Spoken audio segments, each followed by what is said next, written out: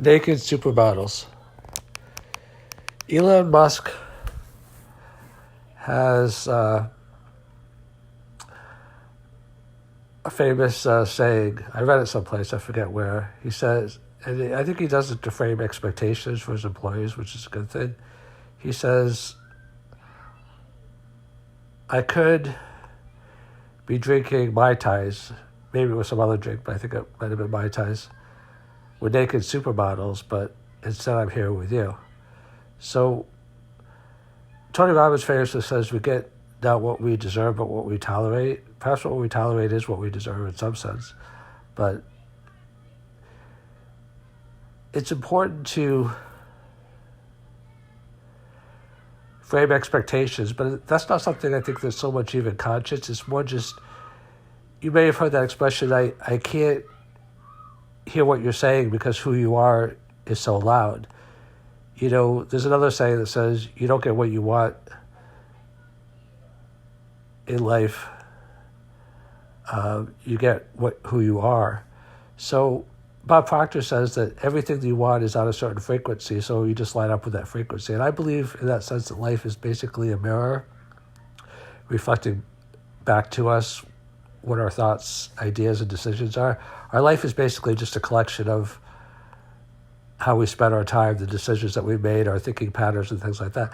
That doesn't mean that everyone's born into the world with a blank slate or that everyone's dealt the same hand. You know, some people have much more advantages than other people.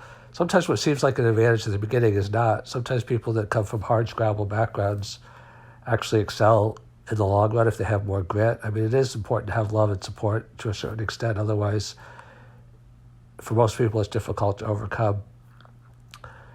But the idea of naked supermodels also, and Elon, I think, speaks to something else, that we're supposed to live a life basically however we want within reason, as long as we don't hurt anybody. But it's more meaningful to involve other people than just to seek, hedonistic pleasure. It's important to enjoy your life, but part of enjoying your life, I think, is having a sense of, meaning and purpose. I think if Elon spent his life, just around naked supermodels, I mean, he could probably do that. I mean, he's the second richest man in the world. Jeff Bezos doesn't do that either.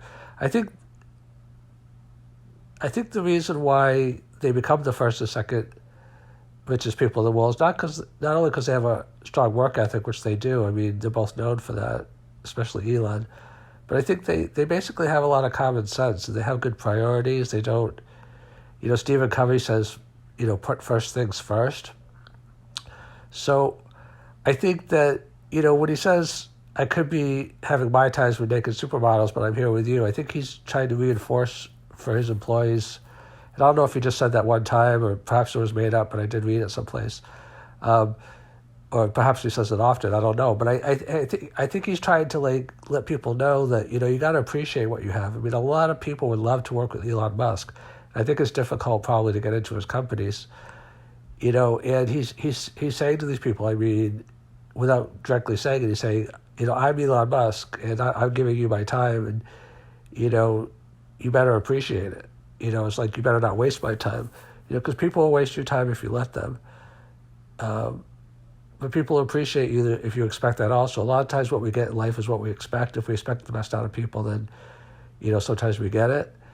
Our conscious experiences, I think, is a reflection of our unconscious. Like, we might tell ourselves, I expect the best, but subconsciously we might believe differently. It's really our core beliefs that I think influence our reality. So Elon Musk could be having Mai Tais with naked supermodels, but instead he's spending his time building up Tesla, SpaceX, etc.